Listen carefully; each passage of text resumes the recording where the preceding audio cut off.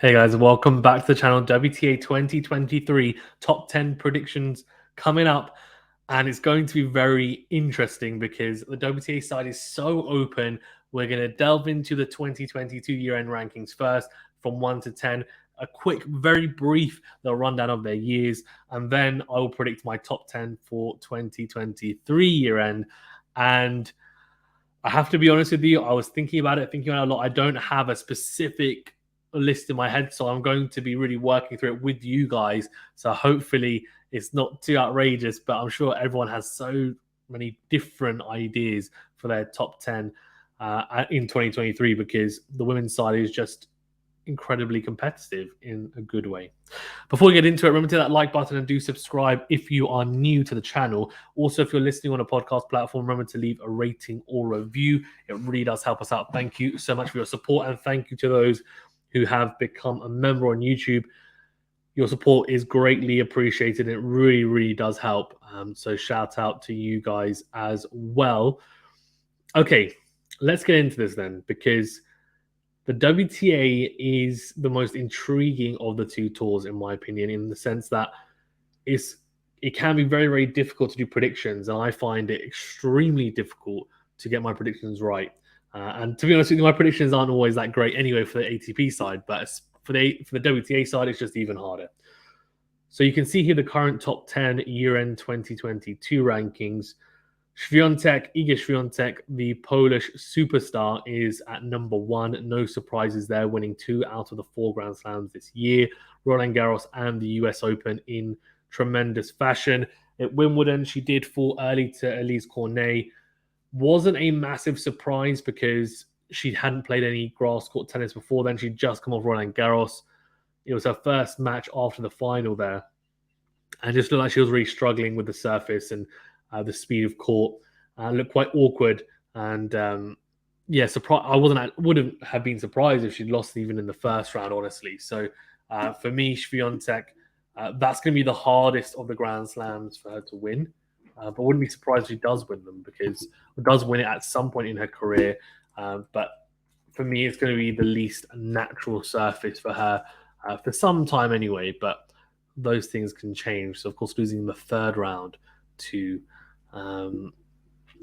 Elise Cornet. For Ons Jabeur, before we go on to Ons Jabeur, though, of course, Swiatek made the semi-finals of the Australian Open, losing to Danielle Collins, who in turn lost to Ash Barty, even in the final in 2022, and Ash Barty retiring soon after that Australian Open victory. Swiatek has occupied that space that Ash Barty had on the WTA tour, and it arguably even dominated more. 37-match winning streak, if memory serves me correctly. And look, she has been phenomenal throughout the year, and she has taken her game to new heights. If you want a more detailed account and detailed analysis on her game in 2022, do check out our review for the season on the channel with not only myself, but Gil Gross, Steve from The Slice, and Cam from Tennis Talk with Cam Williams. We talked about how she's really revolutionized not just her game, but I think tennis on the WTA side in general. For Ons Jabeur, she had a season best 2022. She really did, because even though she didn't win a slam, she was extremely close to doing so, especially at Wimbledon. Of course, no ranking points this year, so next year it's all to play for everyone, including Swiatek. And for Jabeur, making the final there against Rybakina, she would have been disappointed not to go on and win it. And I think the fact that she made the final then, didn't get points from it, and is still second in the rankings, is a real testament to how well she's played throughout the year. She was a favorite going into that final, probably didn't play as well as she would have liked, losing in 3 sets. And then in the final of the US Open against Swiatek, she fell in straight sets to the Polish player. But a relatively close match. But again, probably not quite playing up to the standard she would have wanted. But in saying that, Swiatek was very dominant and was the favorite going into it. Also, some good wins on the tour in terms of Masters 1000 tournaments, 500s and 250s. A couple of titles to boot for Jabeur. I think for her, the biggest thing for me is her mental side. I think she's really managed to elevate her game mentally and really try to channel a champion spirit, which I guess is ironic considering she made 2 Grand Slam finals and didn't win them, but she is the first African and Arab descent, first African player, even, sorry, from Tunisia, that is, to make a final of a Grand Slam. And the fact that she made 2 this year, I think it makes a good showing for 2023. And of course, didn't play the Australian Open because she was injured. Was meant to play the first round against Parizas Diaz, but pulled out. So she won't have any points to defend there. It's only points to gain. From the French Open, she lost in the first round. So Australian Open and French Open, or Roland Garros, her results are really, really poor. Back in the year, incredible performances, 2 slam finals, some really good results. Had a very good clay court swing, ironically, and then went into Roland Garros as one of the favourites and lost in the first round. So in my opinion, I think Australia and Roland Garros, I see her going pretty deep in those tournaments. We'll discuss that more in depth when we talk about the 2023 predictions. Jessica Pegula similarly had a season best performance in 2022, winning the WTA Guadalajara Open and Masters 1000 tournament, WTA Masters 1000 tournament, and she's been extremely consistent throughout the year. A lot of quarterfinals, a lot of semifinals, and wins as well, as I mentioned. And she is continually, I think, improving her game, and the confidence is there, and a career high ranking of number 3 in the world, I think, justifies where she is at currently, which is, really pushing to win a slam. And same for Caroline Garcia. I think Jabeur to Garcia, 2 to 4 are players that have had season best performances, and Caroline Garcia had some fantastic wins, including the WTA finals, of course, at the end of the year. She is such a dangerous player, so aggressive stepping in off the baseline, especially on second serve and even first serve returns as well. Likes to come to the net, has a great all-round game, and of course, Andy Murray famously quoted as saying that she would be a world number 1 in the future, and she's only 3 spots off that. So don't be surprised if she does have or hold the number 1 ranking at some point in 2023, and I'm sure Andy Murray will be tweeting about it, no doubt. But she's an extremely exciting player, dangerous player, and someone who will be looking to push on. Losing in the semi-finals of the US Open to Ons Jabeur, she was one of the favourites going into that. Ons Jabeur seeming to have her number a little bit, but similar to, I guess, Pegula and Ons Jabeur, had a good end to the season, and the start wasn't too bad either. Decent little run at Wimbledon, beating Raducanu as well on the way to a few wins there, but she'll be expecting to kick on, I think, and she's got an all-court game. For Aryna Sabalenka, it was a topsy-turvy season, honestly, because she wasn't able to play Wimbledon because of the Belarusian-Russian ban, and I think this year they will allow them to play, so I'm going to assume that they will be able to play when I do my predicted top 10 for the year-end 2023 rankings. I'm going to assume that everyone's fit and everyone's able to play. But for Sabalenka, she has all the tools to upset anyone. She showed that the WTA finals and the semi-finals of that tournament, beating Iga Swiatek in 3 sets, and was actually up 4-2 in the 3rd set of their US Open encounter as well. And Swiatek managed to recover from 4-2 down the deciding set to come back and win. Sabalenka definitely falling away there. Now, she's got the tools to beat Swiatek. She holds a lot of power. She's developing her backhand slice as well, and her serve has been more consistent than it has been in the past. Double faults will always be part and parcel of her game, but if she's able to minimize them as much as possible and still manage to serve a lot of aces or unreturnables, in addition to backing up with good 1+ plays, then she's always going to be extremely dangerous. And I think she is really taking up the mantle of power player from Serena Williams after she has retired, although we're not 100% sure on that, are we? So, look, I think she's going to be good. I think Wimbledon, for me, is probably the place where she is the most dangerous. I think she's an all-court player, though.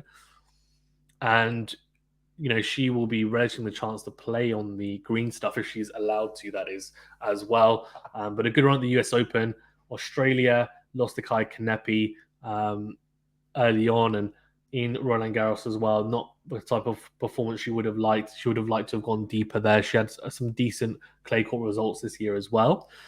For Sakkari, it's been a a pretty, I would say, a subpar year. And I know she rose to number 2 in the world at some point this year, but it's been not great. And in all honesty, I think, Badosa and Conservator and Muguruza are 3 players that were in the top 10 this year, and they've all dropped out. I thought Sakari, might be the same, but she wasn't. She did manage to hold her own eventually throughout the year and managed to notch up enough results to stick in the top 10.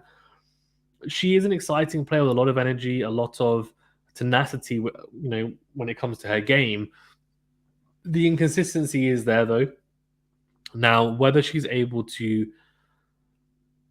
whether she's able to tap into the next level remains to be seen, and I guess time will tell. But she's now in her mid-20s, if I'm not mistaken, so this is the time where she's peaking.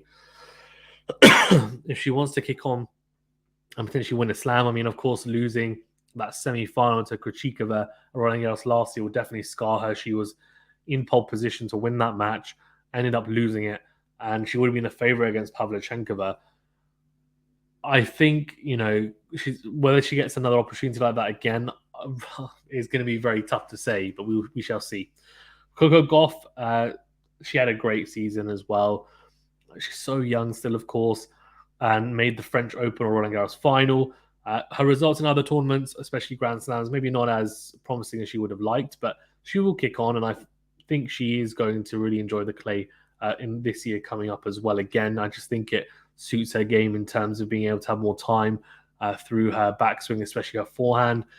And Kasatkina, a good little season for her as well, especially given she wasn't able to play Wimbledon. But again, there's no ranking points for Wimbledon, so it doesn't really affect the rankings in that sense. But the prestige is there, right, of being able to play at Wimbledon and potentially win a trophy. So Kasatkina, though, some good results, no doubt, and made the semi-finals, if I'm not mistaken, of Roland Garros. She's one that you kind of look at, in my opinion, and think she's got a pretty solid all-round game generally. There's some bits to work on in terms of serve, especially, but does she have enough to win a slam? And I'm not quite sure, but she has enough to go deep in tournaments. So sometimes all it needs is for the stars to align a little bit and your route to, open up a bit with upsets, which can always happen on the WTA side. So we'll see. We'll see how she gets on. And Kudermetova, a very good season for her, making the top 10 as well. Where does she go? Is she able to replicate some of the results she had in the 250s, 500s, and Master 1000 tournaments and the slams? Some decent results, but not going super far in any of them. We will see. We will see. And then for Simona Halep, of course, there's a cloud around her in terms of testing positive for a banned substance. We're not even sure if she's going to be able to play the 2023 season. So, I'm not sure I'm going to include her because most likely she's probably not going to play, at least. I don't think she's going to be playing in the Australian Open, honestly, because there's been no news about that whatsoever. So we shall see. Okay, what I'm going to do is I'm going to first of all talk about players that I want to consider on top of these top 10 players from 2022. And then I'm going to give you guys my top 10 now. Do take these with a pinch of salt. I know some people were pretty upset with my ATP top 10 rankings for 2023, and do check that out if you're interested. Look, I mean, it is a prediction at the end of the day. It's just my thoughts, and I don't know what's going to happen. And as I say, I'm notoriously can be quite bad at times at predictions. And I think there's not many people out there, especially when it comes to stuff like top 10, that can get it exactly right. There's a lot of factors involved, injuries and other things, and form, of course, plays a huge, huge part as well. So, and matchups as well, in terms of styles, and we don't know who's going to face who in the slam. So, other people to consider, of course, for the top 10. Well, I talked about Kontaveit and Badosa and Muguruza. Now, Muguruza has dropped very low down the rankings. I think she's ranked 40 something. Look, she could find her way back into the top 10. I would be surprised. Honestly, I think she needs a year to just kind of get back to top 30, top 20. For Kontaveit, I don't hold a lot of hope for her. I think I was pretty hopeful about her development, but she hasn't really developed the way I was expecting. She's a very, very good indoor player, but when it comes to the outdoor stuff, there's just something about her that she tends to struggle a little bit with consistency. And for Badosa, I mean, I think she's at 12 or 13, so she's not too far off, so she needs to be considered. So Badosa's one to consider for me. I think you have to consider Zheng Xinwen, who's not too far off as well, the top 10 at the moment. Really exciting Chinese player who is young, hungry, and she is coming, I think, for the top 10, and maybe she'll even make my top 10. You have to also cater in people like Madison Keys, who's found some really good form recently as well. Petra Kvitova at the back end of the year, some really, really good form. Bianca Andreescu, I thought was really, really good for parts of 2022, and she's now recovered from injury from some mental health issues as well.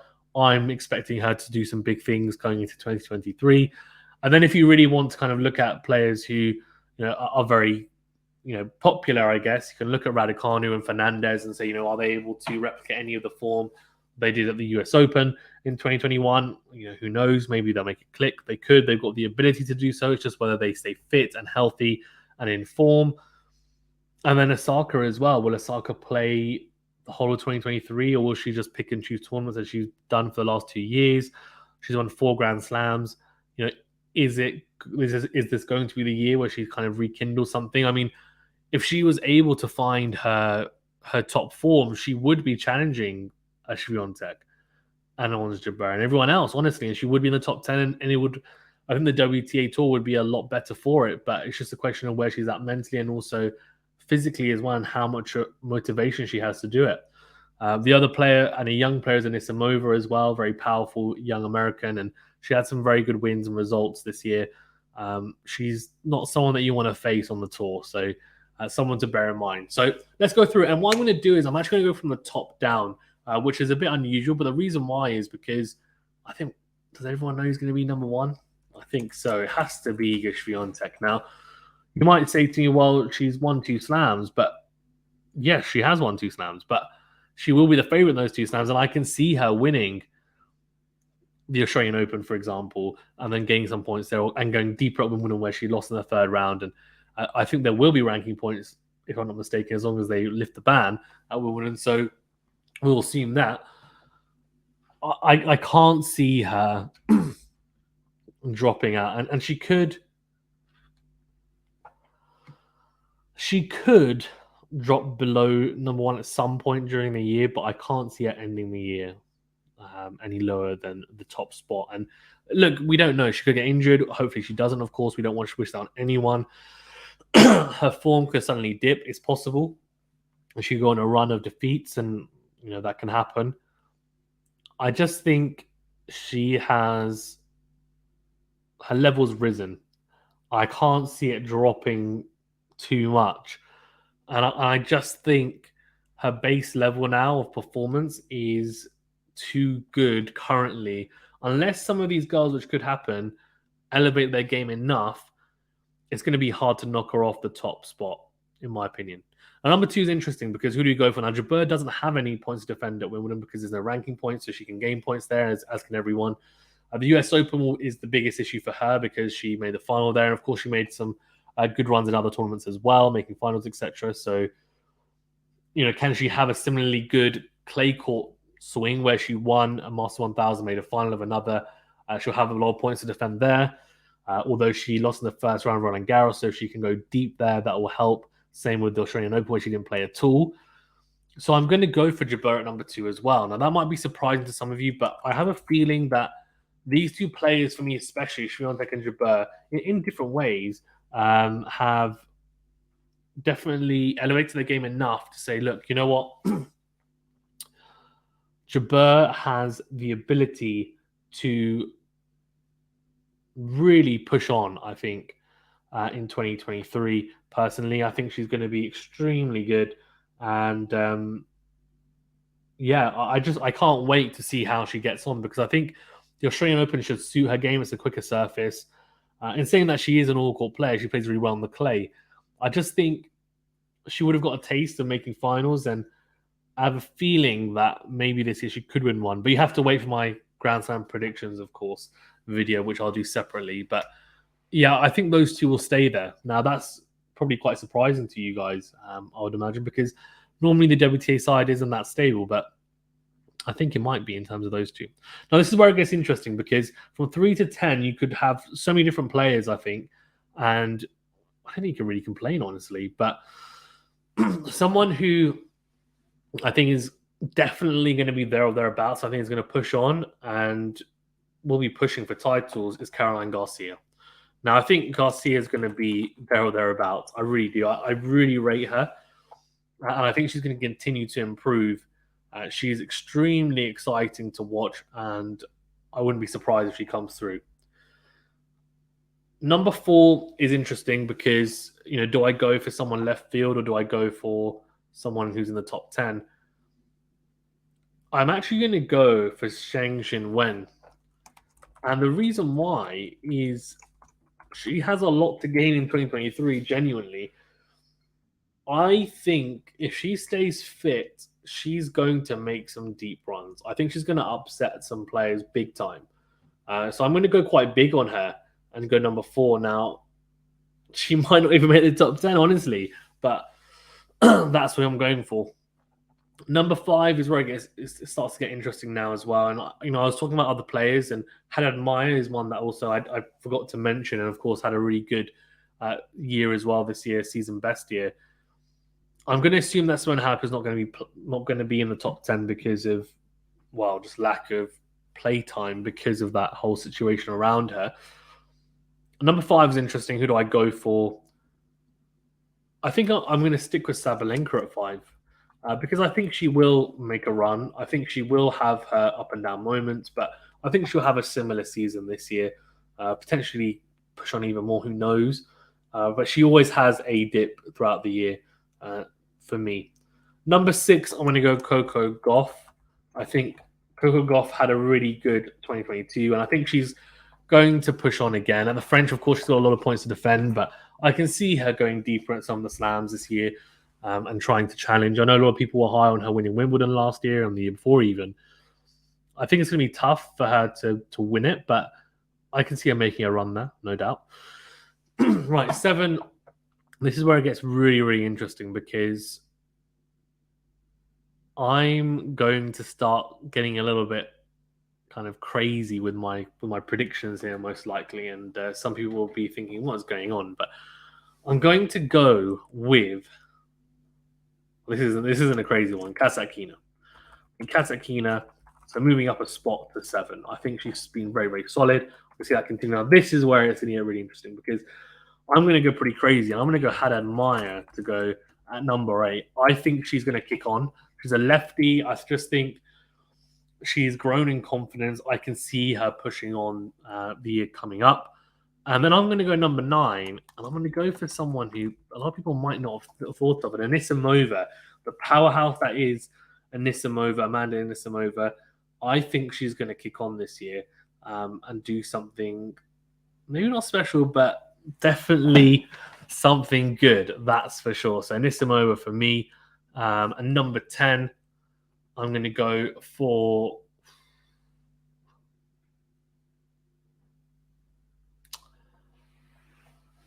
so this is really between a Kvitova, a Keys, a Andreescu even. I know that might seem left field, but I'm going to go big. I'm going to go Andreescu. I've gone pretty big for my predictions here. These are pretty crazy predictions, honestly. But I'm going to go for it because why not? Why not? I'm going Andreescu. I think from some of the flashes I saw of her game, I genuinely feel like she has such a good all-round game.